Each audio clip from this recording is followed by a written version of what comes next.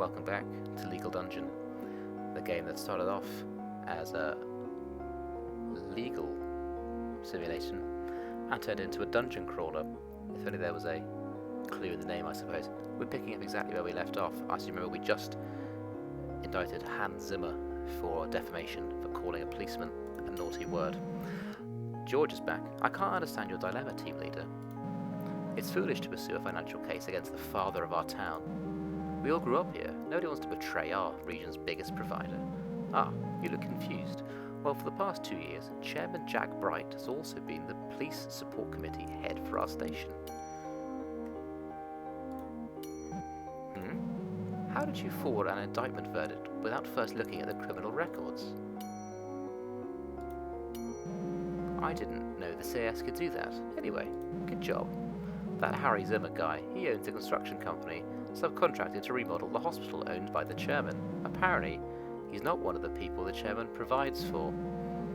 When it was time to pay for the remodeling, the chairman filed a fraud complaint against Zimmer. I mean, for us. Since the fraud is handled by the finance team, we should be thankful for providing support. The chairman will call to meet you with our team soon. You can say hello to him then, so there's no need to get anxious. This chairman sounds like bad news. I mean to tell you, as soon as you forward the case. Prosecutor Hans Dutch of the Central Provincial Prosecutor's Office called. He's a prosecutor assigned to our station. He said, you should be ashamed for processing a case without first studying the precedents. But we did. Ha, don't take what he says too seriously. He knows what it's like for us. It's a compliment disguised as a reprimand. Look at it from his point of view. There's a bit of pressure on Harry Zimmer. He needs a defamation case to happen as well, but he can't interfere directly. So the indictment verdict the police forwarded was a godsend for him. Let's head inside. We should have a drink or two before the captain arrives. Everyone raise your glass and listen up. Team leader Jane, now that you are part of the family, give us a few words. Jane doesn't say much in these sort of social situations. Files are void of personality and emotion.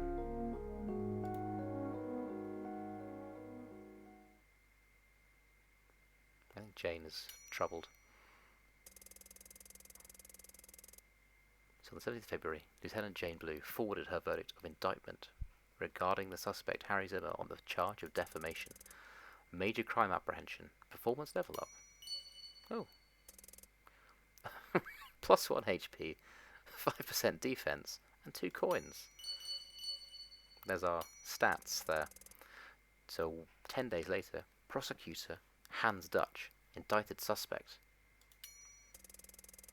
11th of March, first trial, $1,000 fine announced. Defendant appealed. 15th May, second trial found the defendant not guilty. The expression bacon is considered a defamation.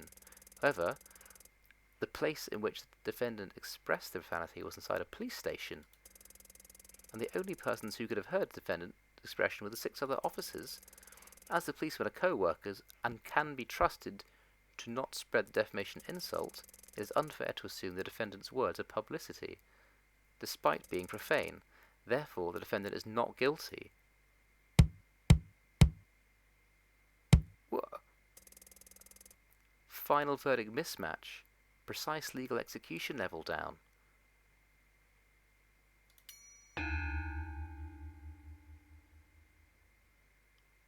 Did I have an option to not prosecute, though? To not indict?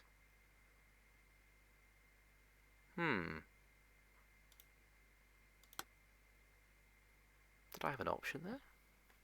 Did I have a choice? Interesting.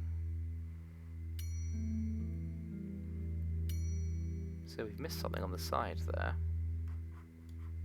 haven't we? So there's something... I guess if we somehow found a way of doing it differently, we could have got a side. Interesting, okay. Special theft case. Chapter 1. High Wall. Supreme Court. Stealing free goods is still stealing. The Supreme Court upheld the original verdict regarding an appeal by Defendant A, who was indicted for taking a pile of free newspapers from a newsstand.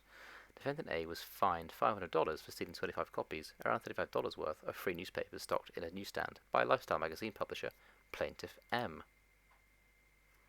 Okay, stealing free goods is still stealing. Interesting legal concept.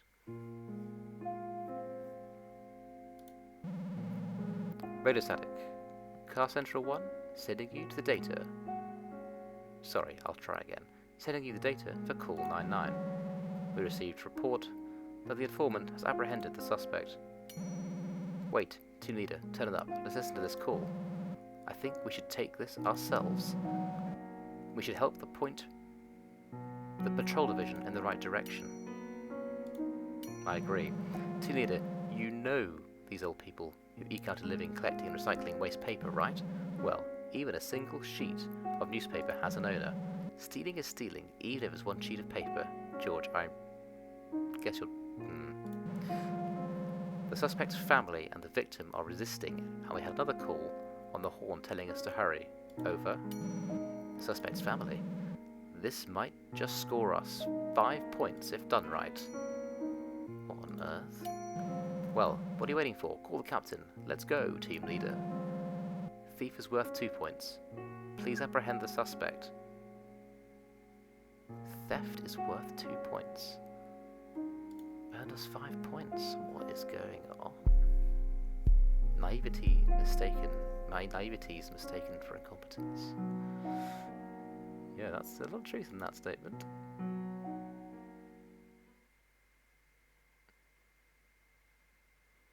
Hey, little Jane. Missed you. Today is March 2nd. How can I help you? Hello, Criminal Division 2 Team Leader, Jane Blue. The performance salary system will shortly be incorporated into all of the national agencies. The CIS system is also updating to reflect this change in the national policy. As mentioned in the notice, the security performance button has now been added to the left menu screen. As such, the CIS program has changed from a simple criminal data management tool to a comprehensive public security performance management system, which includes a performance level calculator. Before you write a verdict, first press the security performance button and recognize the overall concept of the performance evaluation system.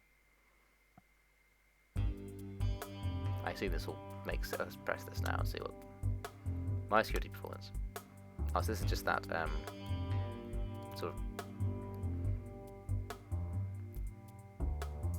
5 job mistakes allowed. Falling to level F may result in a job assessment investigation. I don't want to get sacked. Okay, so what are we on level-wise? D. Oh, not very far to fall.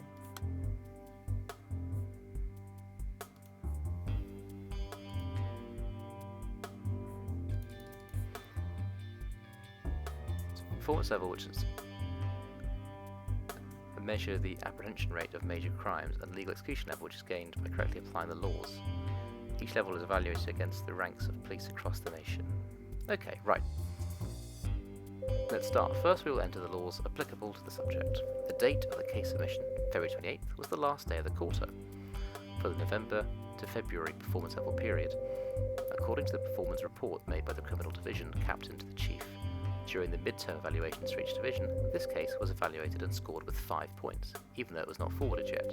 Also, as it has improved the overall police station performance level, the Criminal Division was exempt from the second quarter performance improvement report.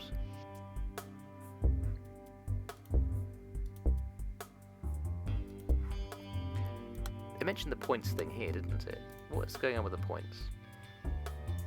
Performance levels are the basis for pay scale, and the cumulative 3-year score will determine promotions, awards and transfers. Getting an F level will result in a job assessment. Score table. Murder 15 points, special robbery 10 points, robbery 8 points, special theft 5, theft 2.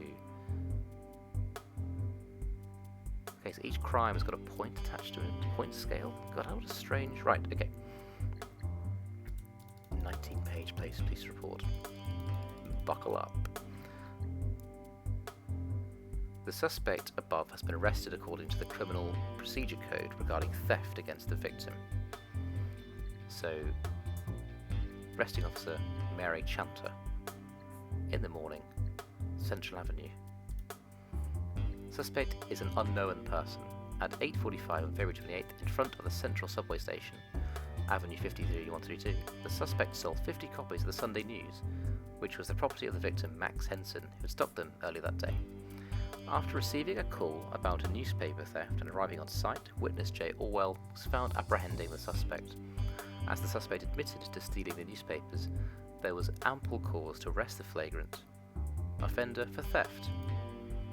Victim's testimony was Max Henson, who owns the newspaper stand. The person above has testified as follows at the Central Police Station on February 28th regarding a case of theft of an unknown person. What is your occupation? I distribute the Sunday News. What is the Sunday News? It is a free newspaper given out near subway stations, mostly dealing with celebrity news and gossip. What kind of damages did you sustain? Nothing really. Oh dear. Was your newspaper stolen? Well, I was away from the newsstand. An old man loaded the handcart with the entire newspaper stack and began to leave, so I shouted at him to give them back. What was the time and place of this incident? Around 8:45, February 28th, near the central subway station. Please explain the situation in more detail. It's a good open question. Top tip. I was passing out newspapers to commuters, one each of course, and the bulk of the remaining papers were in a pile a few feet from the newsstand. After passing out several, I looked back and the newspaper pile was gone. I ran around to look for it and saw an old man with a young kid pushing a handcart loaded with all the newspapers. I shouted to the old man, "Give me back those papers," and a man walking by stopped the old man and called the police. The man proceeded to yell at the old man and kid, calling them thieves. I honestly felt sorry for them. The young girl, was she helping the suspect leave with the newspaper? I guess so. She was pushing the handcart for her granddad. Why do you think the suspect took the newspaper? I think it was an honest mistake. I usually throw away the leftover newspapers. They're after the morning rush. Do people usually take as many papers as they want? No, I normally give them one copy per person. Nobody should take them all at once. I need many people to view the advertisements on them, you know. Do you testify that your statements are true? It is all true. Does he need to be punished when there wasn't really any damage done? They didn't reply to that particular statement, interestingly enough. Right. This is a witness. This is Chelsea Weiss. The person above has testified as follows at the Central Police Station on February 28th regarding a case of theft of an unknown person. Theft of an unknown person? They didn't steal the person, did they? Do you know the old man in his 70s who was arrested today, the flagrant offender? Yes, he's my grandfather. Can you tell me his personal information? His name is Sean Anderson, born on July 8th, 1935. He lives with... Little Jane's in the way. We can move Little Jane. Sorry, Little Jane. He lives with me. The investigator searches for the suspect Sean Anderson in the criminal investigation records and has attached the information to the file appendix. Did you witness Sean Anderson stealing the newspapers? He didn't steal them. Grandpa sells waste paper to make a living. He was reported because of the newspaper pile, but he's so old he didn't realise the pile was not garbage. He didn't know it was a crime. What were you doing when Sean Anderson took the newspaper stack? Grandpa collected the waste paper. I helped him push the handcart from the back. Then you aided him in stealing the newspapers. We didn't steal it, I just helped my grandpa work. I didn't know it was a crime. Do you testify that all your statements are true? Yes, they're true. Do you have anything else to add? I hope I can take him home soon. Oh, this feels wrong. This feels wrong. This is a report now, so to the Chief of Station, title Investigation Report, Informant Phone Call Investigation. The investigation of suspect Sean Anderson's theft case is as follows. It's the investigation target, so it's informant J. Orwell who made the phone call. When the informant was questioned at the above time, cell phone number 4885, he testified as follows. I start out by saying, I'm always ready to answer the call to serve my country. When I heard someone shouting on my way to work, I knew I had to act. I saw two thieves fleeing their handcart full of today's newspapers. I could tell they were stealing, down to science. The old man loaded up the stolen goods, while the kids stood watch for them, quickly pushed the handcart, making a run for it. But thanks to my quick judgment and reflexes, social justice was upheld. That's a statement by the 911 phone call maker. So this is a suspect examination. This is Sean Anderson for his theft case. Please state your personal information. My name is Sean Anderson. My resident number is as follows. My address is 2110 East Road. AMTS 10 out of 10. What is your current occupation? I'm unemployed. Do you know why you're arrested today? Because I stole someone's newspaper with my handcard. Please state the time and place of the theft. I don't know exactly, but it was after dawn when people started crowding the central subway station entrance. Please state the number of newspapers you stole. It was a pile of papers with pictures of naked women and was stacked up in a desk-like area. A lot of other people were taking papers. I loaded my handcart with as much as I could carry, but I didn't take them all. There are others who collect waste paper. I wanted to leave some for them. So, to answer your question, I don't know how many copies I took. The investigator refers to the confiscation order for 50 copies of the Sunday News the suspect willingly submitted and submits that as evidence. Did you know the newspapers were owned by someone else? No, I didn't. People were freely taking them. Did you see the victim nearby when you were stealing the newspapers? I saw him. He was holding a bunch of newspapers and giving them out to passers-by. Then shouldn't you have asked the owner's permission in the first place? I do feel sorry for that, but a lot of people were picking up the newspapers from the desk without asking for any permission. When you were stealing the newspapers, what was Chelsea Vice doing? It's Chelsea's winter vacation. She comes with me and helps push my cart. Did she knowingly help transport the stolen newspapers? Investigator, please. Chelsea's innocent. I'm the criminal, not her. Please let her go. Oh, that's an admission. Oh dear, I wouldn't have said that, mate. Do you testify that all your statements are true? Yes, all true. Do you have anything else to add? This criminal has no more to say. Sean, why did you just say that? It's a really so this is the confiscate. This is all the newspapers.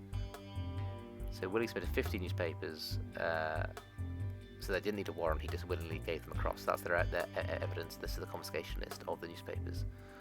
So, the law is theft.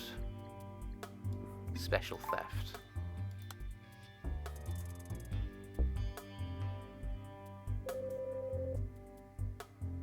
Investigation file entry system has been improved. Established information such as the suspect's personal data will now be automatically extracted. Oh, that's good. It is believed that with future updates determining which laws are applicable, the suspects will become fully automated. Don't like the sound of that. There will be also no dilemma regarding indictment or non-indictment. So the entering criminal's actions will enable the system to automatically output evidence related to the crime. Precedents and testimonies will be compared along with the factors that compromise the crime, and the cases will be evaluated to yield the highest possible score. In short, automatic forwarding feature will be implemented, so there's lots to look forward to. Okay, so there's a little bit it hasn't filled in. So there's...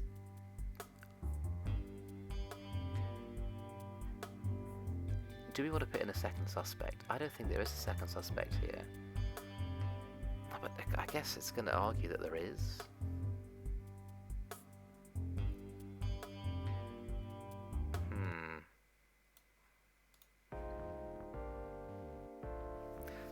I feel like that's... Okay, well, we know his occupation. He said he's unemployed. Well, he says he's unemployed. His daughter... Sorry, his granddaughter says that he sells waste paper for a living, but he says he's unemployed.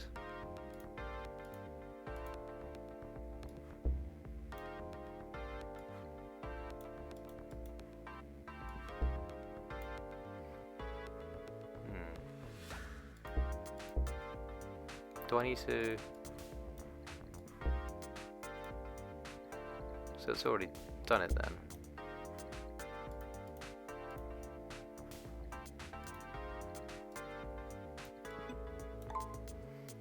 So he is lying about that actually, because she's telling the truth. We do have to carry on. Oh, that seems really unfair. Fine, so let's just fill her in. So that's her. That's her resident number. Occupation, she's a student, isn't she? Isn't that what he said?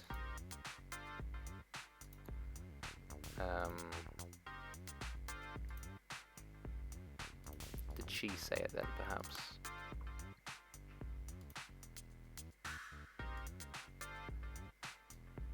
Excuse me, little Jane, move.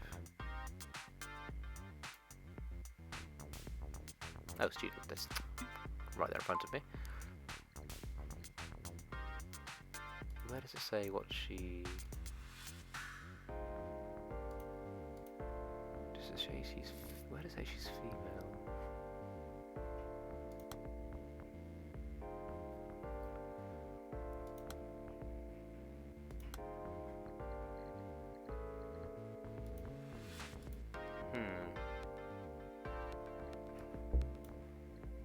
Address is straightforward.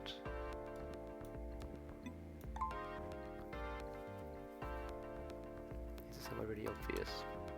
Probably.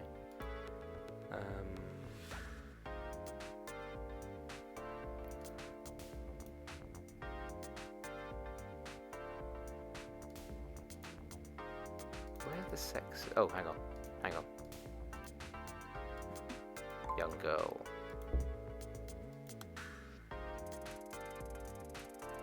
This is ridiculous that we're actually trying to prosecute someone for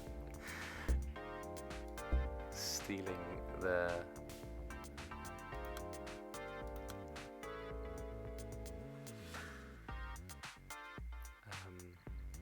what's the NA?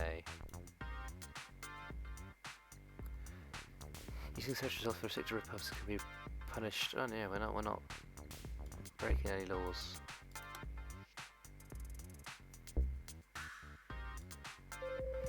Theft is a crime that refers to stealing the property of another person. Therefore, it is important to establish what property the suspect stole and how it is accomplished. Okay, so we know this from the testimony from the newspaper vendor.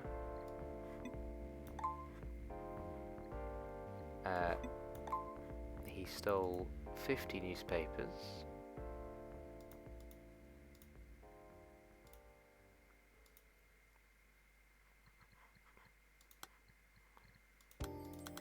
So we know that's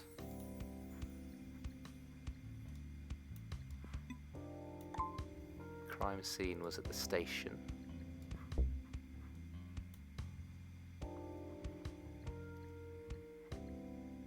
No, that's what the police station is. There. Relations, it's... They are sort of grandfather...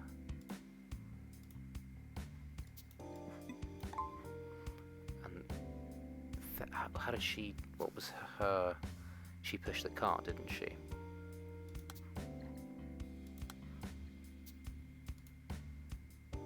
I pushed the cart. Okay. Suspects are grandfather and granddaughter. 50 copies of the newspaper. He put them in, she pushed it off. They cooperated to steal the victim's property. This is a classical case of pleading ignorance of the law. Our criminal law states the following. Actions that resulted due to misconception of the law is not punished when a reasonable pretext exists. Thus, most suspects plead ignorance to committing a crime, despite knowing full well their actions are criminal. But the scope of reasonable pretext, acknowledged by criminal law, is quite narrow. If the court simply forgive all thieves who feign ignorance of a crime, nearly all crime will go unpunished.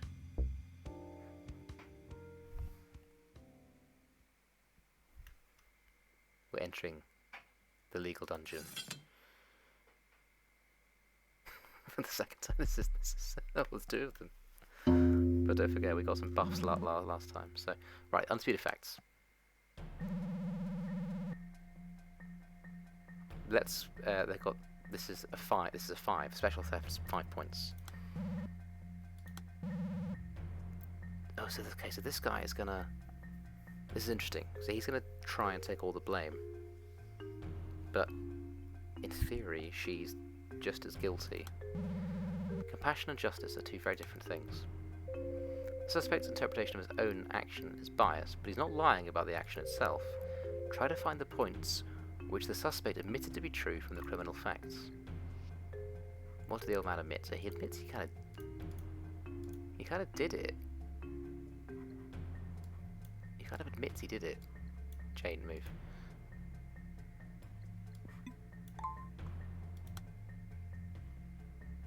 Oh.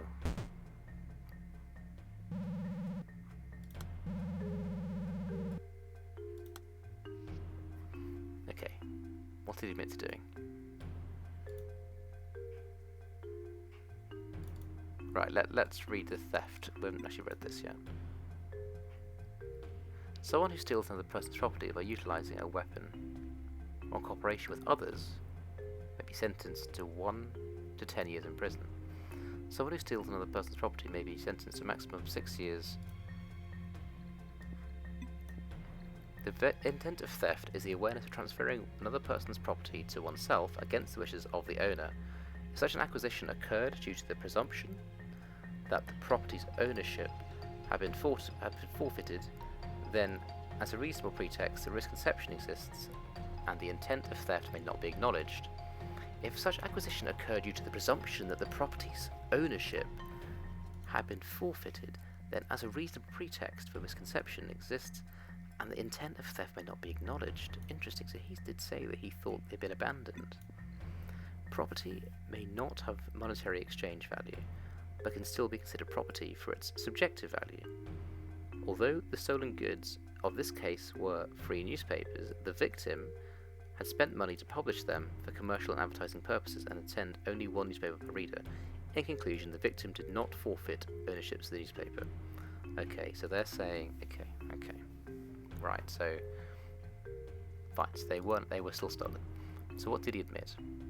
So let's go to his statement, because that's where we'll find it.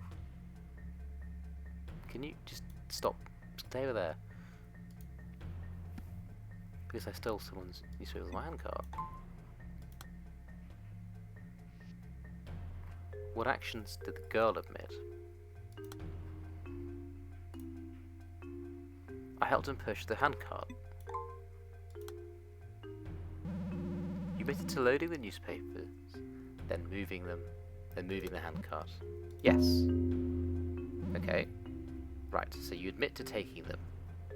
But your argument is that it wasn't stealing. We're going to argue it was.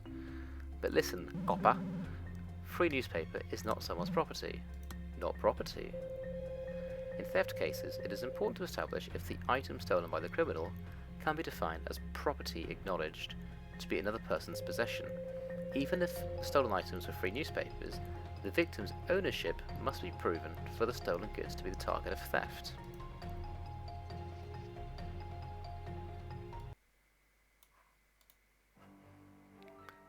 Legal grounds for the newspaper as property. So I think the second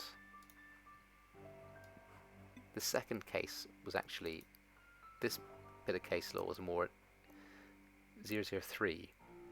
Although the stolen goods for this case was free newspapers, yeah, I think this is the verdict. Yeah. It is property, because free newspaper is paid to be printed by the victim in order to sell ads. The court already has precedent on punishing a criminal like yourself. Even if that were true, theft requires an intent to steal. I was unaware that taking several free newspapers was against the owner's wishes, and my granddaughter did not even know what was going on. All crimes, except for accidental offence, must include intent for the criminal to act out a crime. There must be awareness and intent of transferring ownership of property to oneself, despite the objection of another. This is the intent of theft. Thus, it is crucial to find evidence that the enemy foreknew that his actions were against the owner's wishes, or to prove that even the enemy had misunderstood the law. That misconception is not reasonable pretext for innocence. There was one instance during the questioning where Sean Anderson testified unfavourably about himself. Well, I guess the bit where he said he was a criminal, like he admits he's a criminal.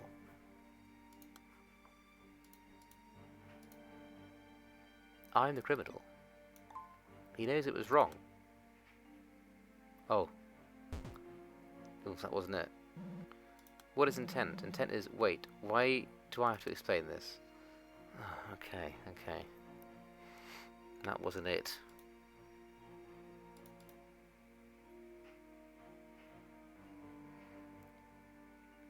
Did you see the victim nearby when you were stealing newspapers? Oh, whoops. I saw him. He was holding a bunch of newspapers. Then shouldn't you have asked permission?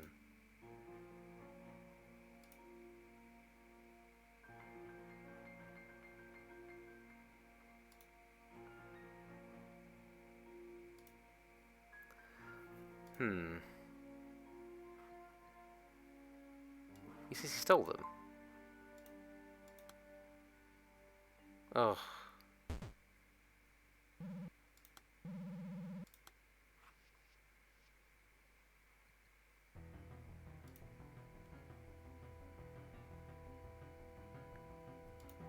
Jane, can I have help?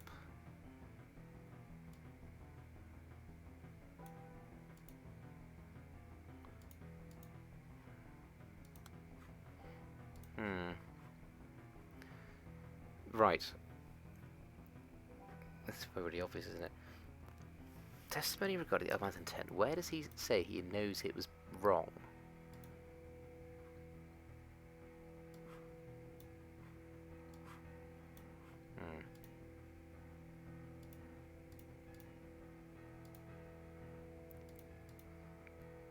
I loaded my handcart with as much as I could, but I didn't take them all.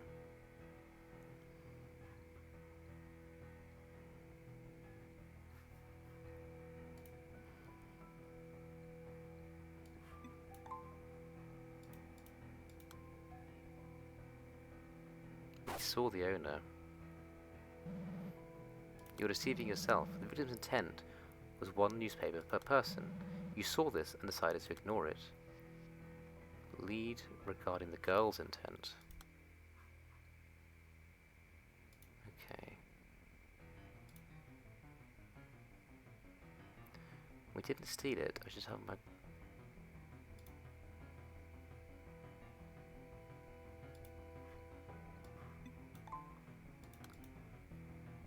Oh gosh. What's her intent?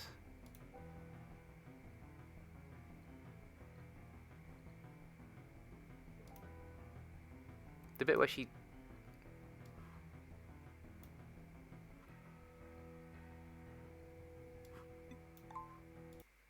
Ooh.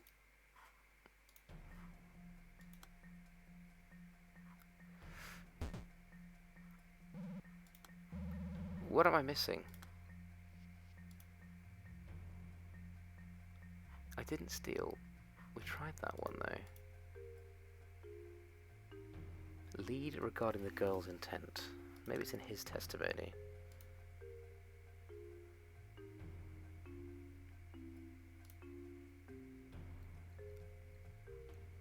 I guess so, she was pushing the handcart for her granddad.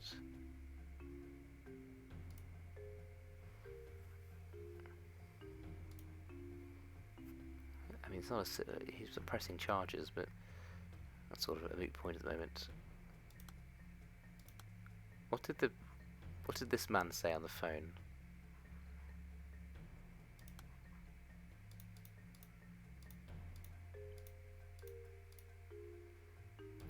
The phone call.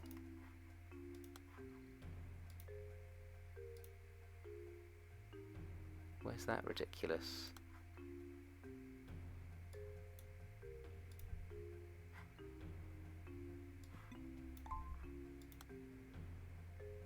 Yeah. According to your granddaughter was an accomplice. I don't know what's going on. You're guilty. Oh, it's a lot of money. You defeated the enemy. Reward gained. End of battle. The suspect, Sean Anderson, took the victim's newspapers without permission, and the suspect, Charlie Weiss, helped him transporting the stolen goods. Although Sunday News is a freely disputed newspaper, the victim published it for the monetary cost and the commercial reasons, and is deemed to have not relinquished ownership. Although Charlie Weiss argues she did not partake in theft, the informant thinks she did. The charge is acknowledged, and both are to be indicted. I guess. Do I guess? I don't know, I'm so conflicted. Let's see what happened with this case. It's been about 2 weeks since you were signed here, right? How are you faring? There are more files to forward than you expected, huh? Even if we send mounds of the files in those suitcases to the prosecutor's office, a replacement tower of files rises up our desks. Even so, it's good that you're adjusting so quickly to the job. Thanks. Oh, wondering who wrote down the victim's testimony for the last case? It was Officer Frank Rivers. I'm sorry.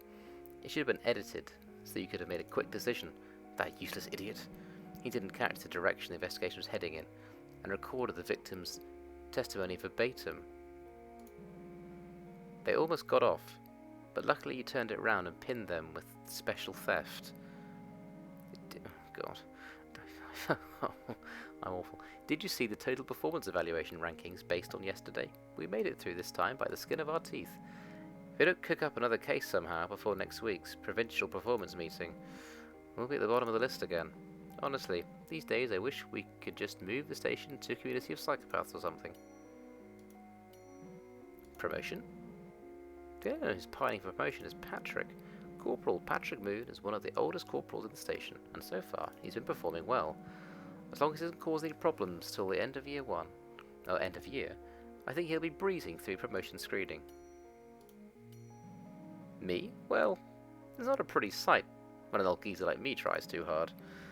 My son became a cop recently. I'll make sure not to let him down. Don't worry, team leader. And the phone rings. Ring ring.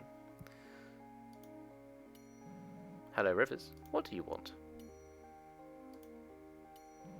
Frank, we're not the Women and Juvenile Division. That's not your job. What's going on? It's nothing. Frank Rivers called. The girl, Chelsea Vice, was it? She's gone missing. Luckily for us, we've already forwarded the case, so the search will be handled by the prosecutor's office. Good. Who are you talking about? You're just doing your job as team leader. They did commit a crime. Besides, circumstantial extenuation is the court's responsibility. It's not something you can decide. In fact, I hope you don't mistake our attitude as selfish, cold, and obsessed with promotion and salary. The Commissioner has already set up this year's goals and methods for us. He made this score table because he wants us to make this nation safe and reduce crime. What's important has already been decided there and then. Our little cogs are to roll together if we want to help lower crime. So we do our best with what we're given. Remember, our scores represent the safety of this nation. The gauge of public safety is performance level. Right. Are we the baddies? Right, let's see what happened. So the 2nd of March, we forward the indictment. We suggest indictment for these two criminal scum. The major crime apprehension performance level up. We're an A now. Excellent. We got some more stats. Defence has our chance to miss, I suppose. So prosecutor Hans Dutch indicted the suspect. So he agrees. The prosecutor agrees. The first trial sentence of $1,000 fine is confirmed, as the goods stolen by the defendant were published by the victim for a commercial purpose such as advertisements, and ownership was not forfeited by the victim, and he was personally managing the distribution of newspapers, one copy per reader. The goods were still considered the property of the victim, in light of the fact that 50 newspapers, approximately $70 in market value, were taken by the defendant against the wishes of the newspaper company and exceeded the socially acceptable number of copies. The intent of theft is acknowledged. Therefore, the defendant is guilty. Another one on the highlight reel. Final verdict match. Precise legal execution level up. Hey.